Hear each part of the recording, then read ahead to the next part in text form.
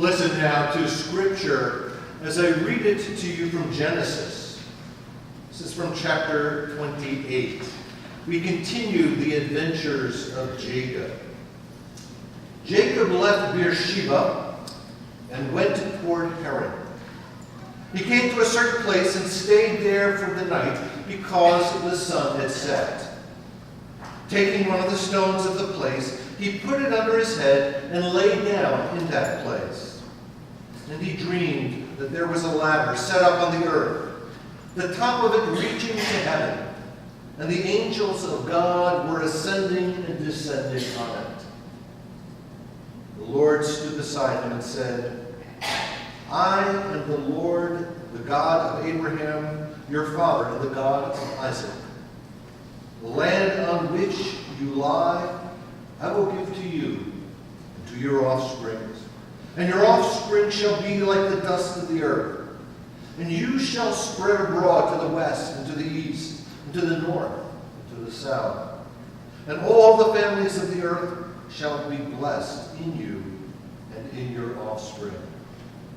You know that I am with you and will keep you wherever you go, and will bring you back to this land, for I will not leave you until I have done what I have promised you.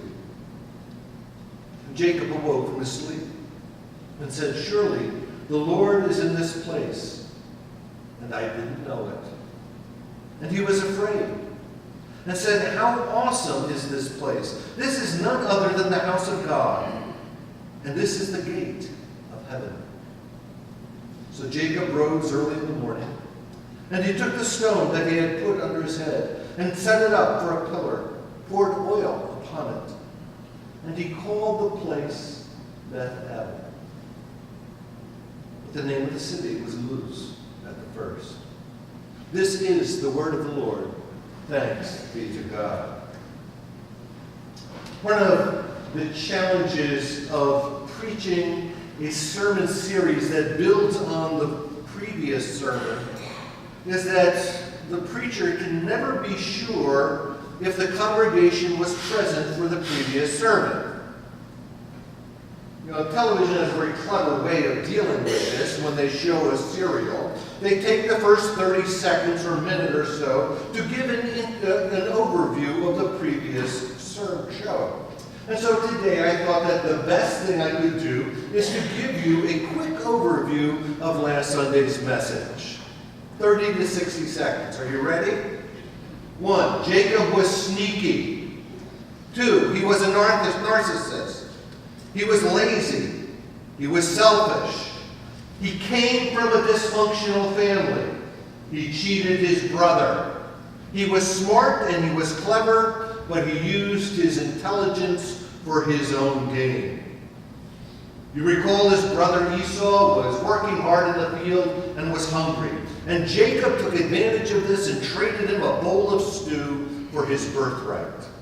Later, he completed his hat trick by deceiving his father into thinking that he was Esau in order to steal the blessing that was reserved for his older brother. Esau got mad, really mad, and threatened to kill Jacob. And this would not be the first time in the Bible that a brother threatened to kill a brother. You remember Cain and Abel. So Jacob ran away, and he fled from his brother Esau. That's 67 seconds. This is the second sermon in a series on the life of Jacob. So far, one may wonder why Jacob is so important. Well, we've discovered in that first sermon that God uses scoundrels, but the question still remains, how? How does God change a lazy, ne'er-do-well con artist like Jacob into the father of a people, the patriarch of a nation? How? And so today we're going to look at one of the better-known stories of the Old Testament. You remember when I was a child learning in Vacation Bible School the song, maybe you did too, We Are Climbing Jacob's Ladder. Remember that one? Soldiers of the cross, children of the cross. First, I want to look at that story, that beautiful story Second, I'm going to show how Jacob's dream is the first step in his spiritual development. And finally, I want to look at the very nature of spiritual growth. What does it mean to grow and mature spiritually? Because I think that's a challenge for each and every one of us, no matter where we are in life. Let's look at the story itself. It begins with Jacob on the run. He was a fugitive from justice. He was running from his brother whom he had cheated and even humiliated. But should we be surprised? Jacob was a coward, and cowards run away. But he was not merely running away from Esau, his brother, no. He was running away from his own true self. He was running away from a confrontation with the reality of who he was and what he did. And so he was a moral and psychological coward also. He was trying to flee the reality of who he was. He was not going to take responsibility for his actions. No. He ran away. There's an expression, you can run but you cannot hide. Jacob didn't know that expression. He thought you could run and hide. He believed that the truth would never come to light. But it would indeed that night. That night when he lay down to sleep. You see, when we lay down to sleep, our defenses begin to rest. And that's when even the most selfish person is vulnerable to the power of conscience.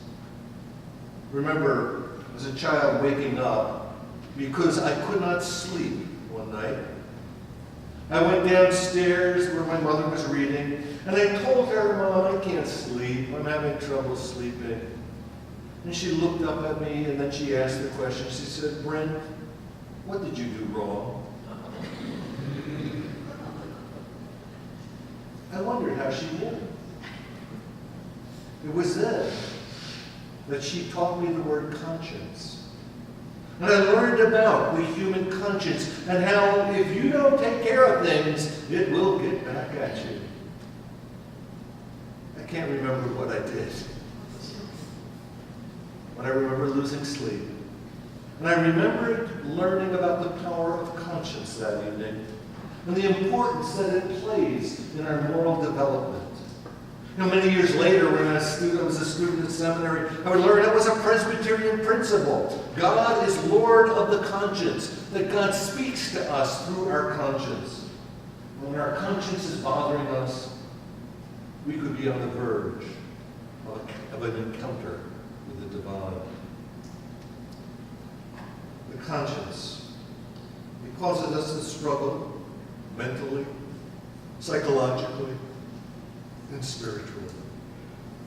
These struggles of the soul often have a way of mugging us at nighttime when we are asleep. They waken us at 2, 3 o'clock in the morning, and we just lay there wondering. We wake up horrified, frightened, bothered, worried, our mind going 100 miles an hour, and we can't get back to sleep. St. John of the Cross spoke of the dark night of the soul. And indeed, I suspect that interrupted sleep and disturbing dreams are part of the struggles of the human spirit. And so we read that Jacob laid his head down and slept. And then he had a dream, the dream that we sing about. The dream was of a staircase, a ramp, a ladder, if you will. And it led from the very spot he was sleeping into the heavens. Angels, messengers from God, were ascending and descending the stairs. That's the account that we have of that dream. Not a complicated story. Not a difficult dream to remember. But it was profound. It was a vision that heaven and earth were literally joined by a staircase, by a ladder. This staircase between earth and heaven, what could it possibly mean? Does it not illustrate that heaven, the home of God, is not completely separated from the earth? That the angels, the messengers of God, the instruments of God's word to us, move up and down the staircase, indicating that God has chosen to involve himself in human history and in human affairs. The realm of God is not separated from us. God has joined our realm. It's an ancient vision. Earlier in the book of Genesis, you recall that the people of a town called Babel attempted to build a structure so that they could get to heaven. All they needed to do was sleep and have that vision. And they would see that that structure was created by God, reaching from the heavens to the earth. It already existed. That's the direction of biblical encounters with the divine. Reaches from the heavens to the earth below. Begins with God and moves toward humanity. So that staircase of which Jacob dreamed was the prelude to an encounter. The prelude to an encounter with the divine. You see, Jacob was about to confront God.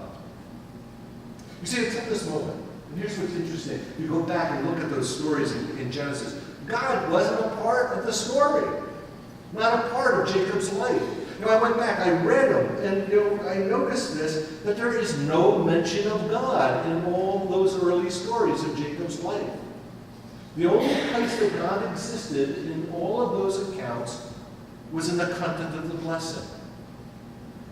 Now, in this dream, God was powerfully present.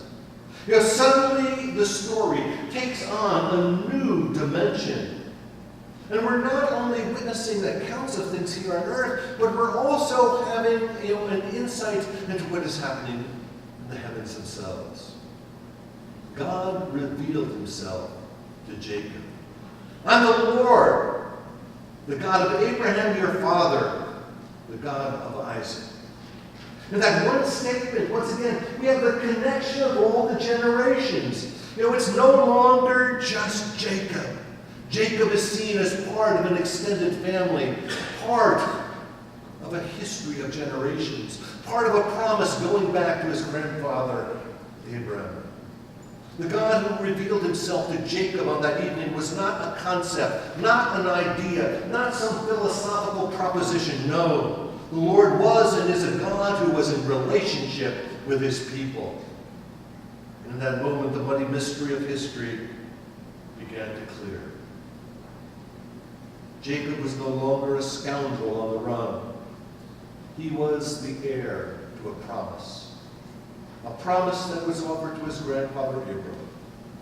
Jacob, a scoundrel, a cheat, a liar, and a con artist, was claimed by God to become a child of promise.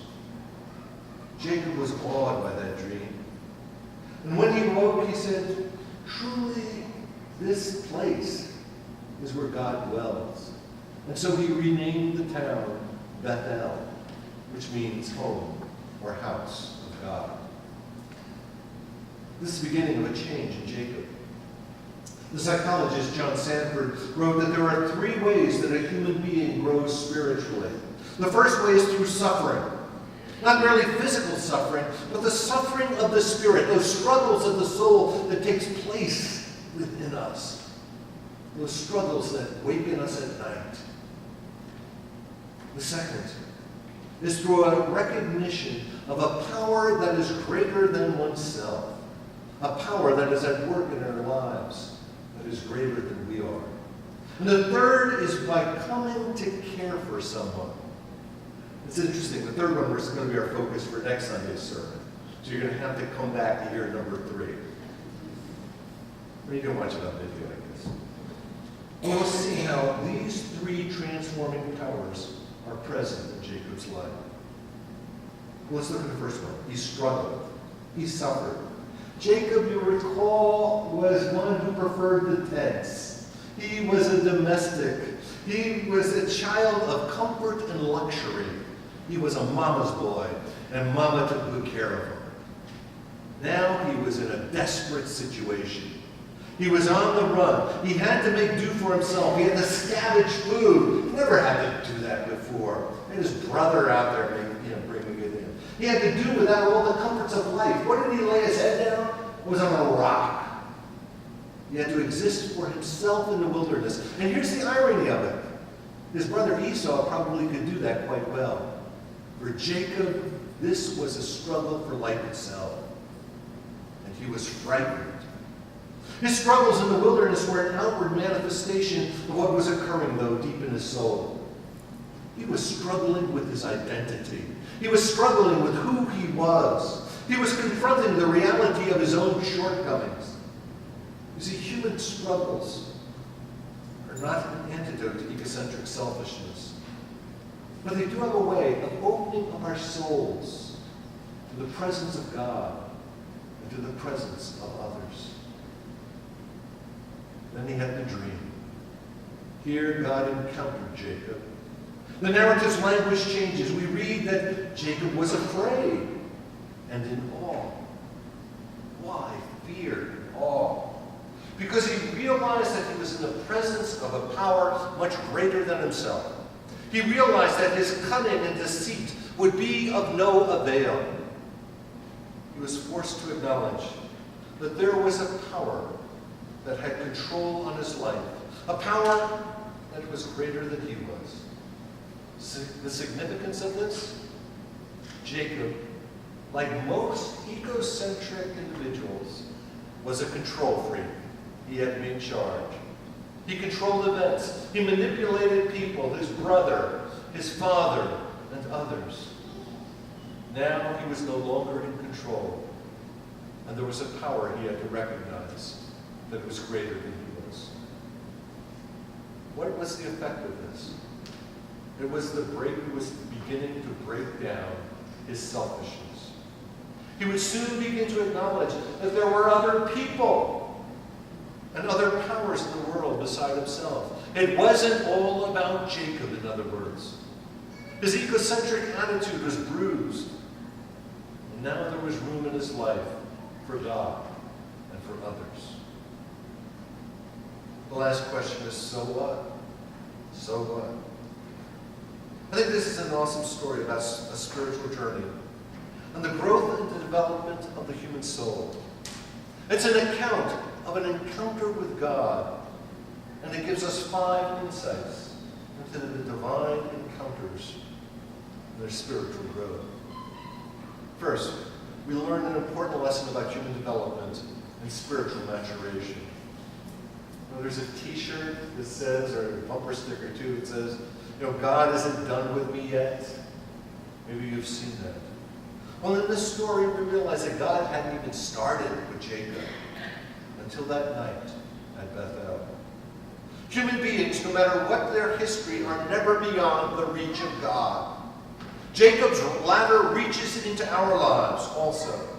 God initiates an encounter with us also. Human beings, egocentric, manipulating, and immature ones like Jacob, can grow and can indeed mature. As I mentioned last week, this is a message of hope, but it's also a warning to us about our own judgments. We shouldn't write off people so quickly. We should not write them off so quickly.